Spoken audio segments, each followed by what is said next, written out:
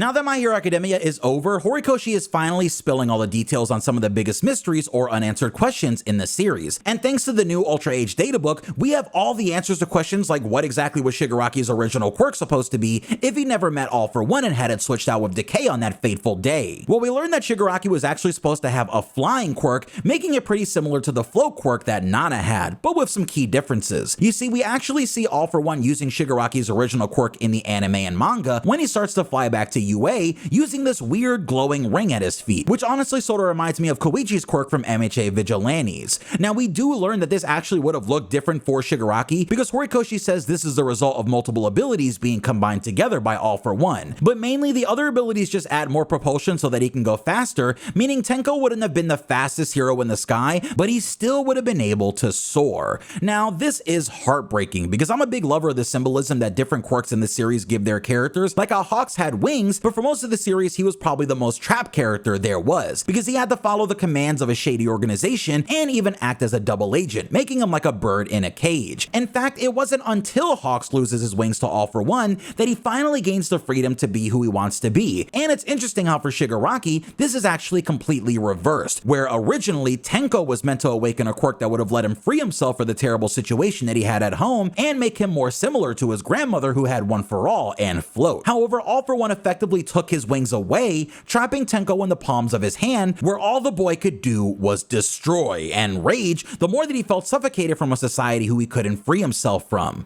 And that's why Horikoshi gets paid the big bucks.